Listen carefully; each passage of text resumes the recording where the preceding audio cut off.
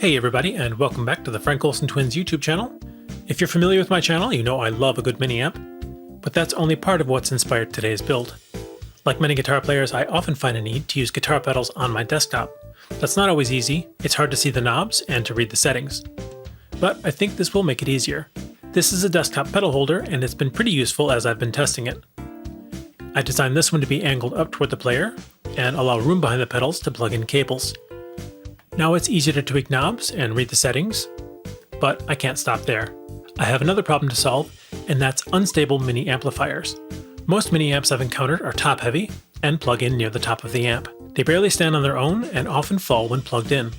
So I made an all-in-one solution that allows me to use my pedals while still being able to monitor them in real time without worrying about sliding pedals or falling amps. I've been calling this project the Pedal Lab because I wanted it to look like a piece of vintage lab gear. I did plenty of homework while designing this build and made many paper prototypes, and even one from walnut veneer. To keep it somewhat compact, I designed it to hold 2 small pedals or 1 large pedal in any orientation. But before we get too far ahead of ourselves, we need to build it. This is the basswood I used for this project. It's a 5x24 inch board, and it's 3/32 of an inch thick. I used about 2.5 of these sheets to complete the build. I also designed the boxes, printed the patterns onto paper, and cut them out. So let's begin. I start by trimming all my patterns and then laying them out onto the basswood. Using a straight edge, I score the basswood with a sharp hobby knife until I've cut all the way through the wood. It takes about 5 or 10 passes to get a clean cut, fewer if you're cutting along with the grain.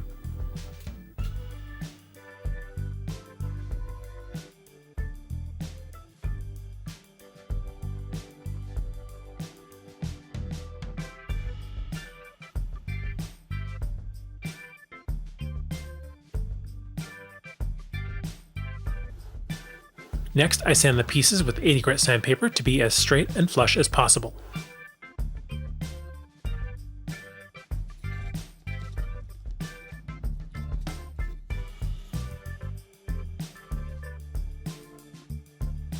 Then I can start tacking the pieces together with very thin CA glue.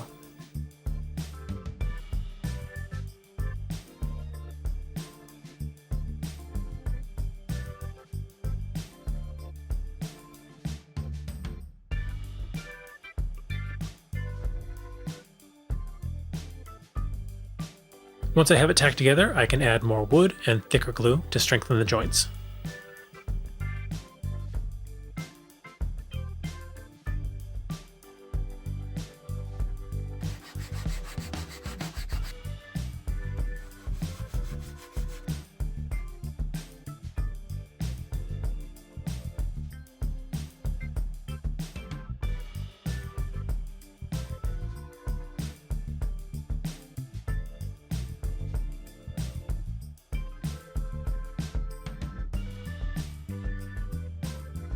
Once the boxes are reinforced, I can sand the speaker cutout with a round form, in this case, a coffee cup with sandpaper glued to it. After every sanding process, I always follow up by hand sanding with 320 grit sandpaper.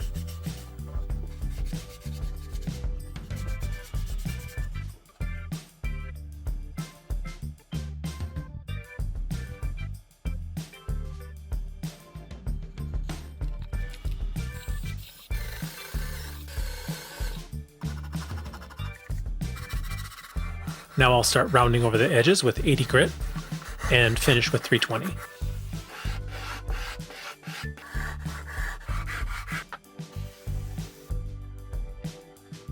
The pedal holder needs a lip, so I'll glue it up and install it. Since it's wintertime here, I decided to use strong brewed coffee as a stain rather than something oil-based. Each box got 2 coats. And once dry, I used 320 grit paper to sand with the grain. If you saw my Telecaster or Princeton build videos, you may have guessed my new favorite finish is blonde shellac dissolved in 99% isopropyl alcohol. The first coat is very thin, also known as a 1-pound cut. The next 3 coats are thicker, known as 2-pound cut. I happen to have some grill cloth left over from the Princeton build, so I'm using that here. This is a speaker I purchased from Amazon. I'll link to it below. But spoiler alert, I did end up replacing it with a different one before recording music with it. I took the one from my Marshall mini amp since it has a lower frequency response. Here's a little amp from some videos I made last year. I decided to remove the tiny input jack and install a larger jack instead. I'll link to the video, amp, and wiring diagram if you're interested in making one. And we're in the home stretch. I recorded the song completely with my pedal lab, so for the last minute of the video, as I finish assembly and dial in pedal settings, we can hear the finished product.